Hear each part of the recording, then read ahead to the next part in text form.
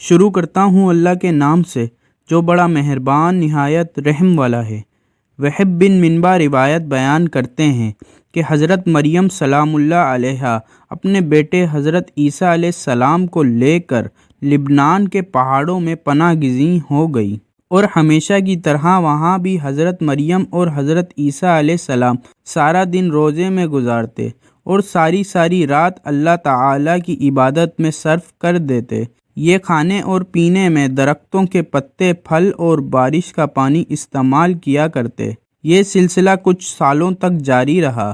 ایک دن حضرت عیسیٰ علیہ السلام پہاڑ سے نیچے کچھ گھاس کی تلاش میں آئے تو اس وقت حضرت مریم علیہ السلام کے پاس حضرت عزرائیل علیہ السلام ملک الموت تشریف لائے اور عرض کرنے لگے، اے روزے رکھنے والی، اللہ تعالیٰ کی بندگی کرنے والی مریم، تجھ پر اللہ تعالیٰ کی رحمت ہو۔ فرشتے کی آواز سن کر حضرت مریم علیہ السلام ڈر گئیں۔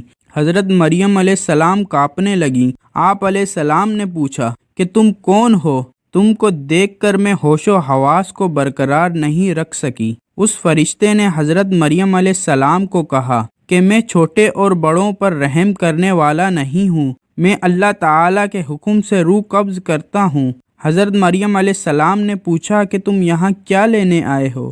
فرشتے نے کہا کہ آپ موت کے لیے تیار ہو جاؤ، مجھے آپ کی روح قبض کرنے کا حکم ہوا ہے۔ حضرت مریم علیہ السلام نے کہا کہ میرا بیٹا عیسیٰ پہاڑ سے نیچے گیا ہوا ہے، میرے بیٹے کو آ لینے دیں، میں اسے کچھ نصیحت کر لوں۔ اس پر ملک الموت نے کہا کہ مجھے اللہ تعالیٰ کی طرف سے ایسا تاخیر کرنے کا حکم نہیں ہے، میں تو اللہ تعالیٰ کی مرضی کے بغیر مچھر کی جان بھی قبض نہیں کر سکتا۔ اللہ تعالیٰ نے مجھے ابھی اور اسی وقت آپ علیہ السلام کی روح کو قبض کرنے کا حکم دیا ہے۔ میں اللہ تعالیٰ کے حکم کو پورا کرنے کے لیے آپ علیہ السلام کے پاس آیا ہوں۔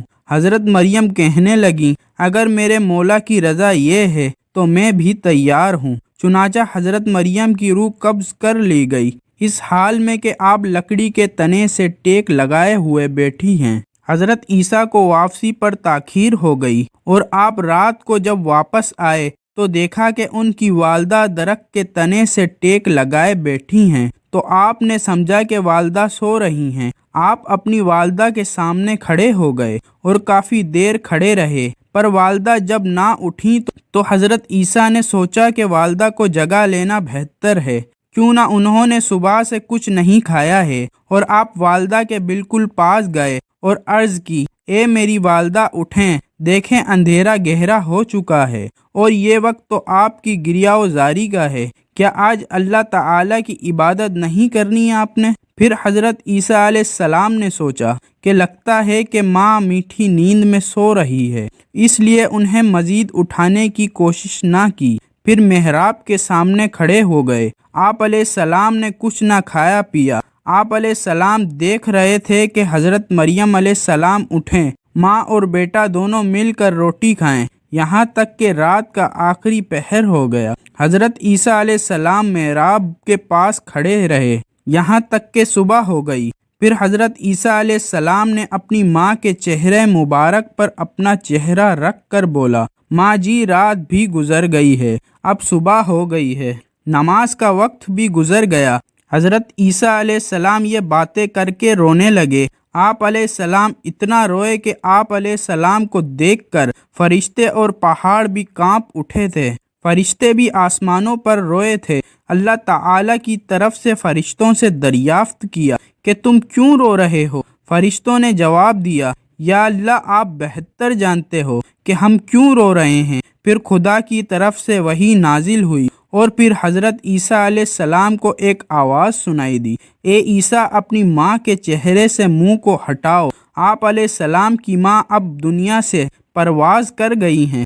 اللہ تعالیٰ تم کو عظیم اجر عطا فرمائے گا، تم کو صبر عطا کرے گا۔ اس پر حضرت عیسیٰ علیہ السلام کہنے لگے کہ اب میرے دکھ، درد اور بھوک پیاس میں میرا غمگسار کون ہوگا؟ میری مدد کون کرے گا؟ لبنان کی جنگلی پہاڑ سے آواز آئی، اے روح اللہ، آپ کیوں اس قدر بے قرار اور پریشان ہوتے ہو؟ کیا آپ اللہ تعالیٰ کے ساتھ کوئی دوسرا نہیں چاہتے ہو؟ جب حضرت عیسیٰ علیہ السلام نے آواز سنی تو وہ پہاڑ سے اتر کر ایک گاؤں کی طرف چل نکلے جہاں بنی اسرائیل آباد تھے۔ حضرت عیسیٰ علیہ السلام نے فرمایا، السلام علیکم یا نبی اسرائیل۔ ان لوگوں نے پوچھا کہ تم کون ہو؟ تیرے یہاں آنے سے ہمارے گھر روشن ہو گئے۔ حضرت عیسیٰ نے فرمایا کہ میں روح اللہ ہوں، میرے والدہ سفر کے دوران وصال کر گئی ہے۔ آپ سے درخواست ہے کہ آپ سب مل کر میرے ساتھ میری ماں کو کفن اور دفنانے میں مدد کریں۔ انہوں نے عرض کی، اے عیسیٰ علیہ السلام، اس پہاڑ پر تو بڑے بڑے بچھو اور سانپ ہیں۔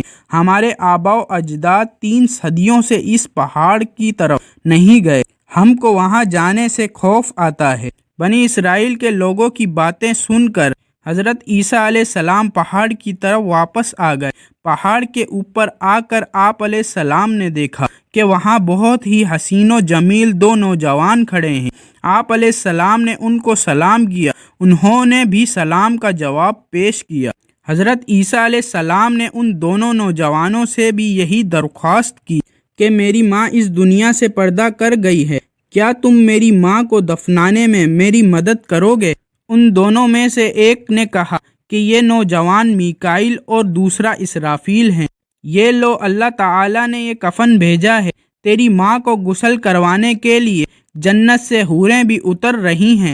حضرت جبرائیل علیہ السلام نے حضرت مریم علیہ السلام کی قبر کو کھودا، پھر حضرت مریم علیہ السلام کو قبر میں دفنایا گیا، اور حضرت عیسیٰ علیہ السلام نے فرمایا کہ اللہ تعالیٰ میرے حال سے خوب واقف ہے۔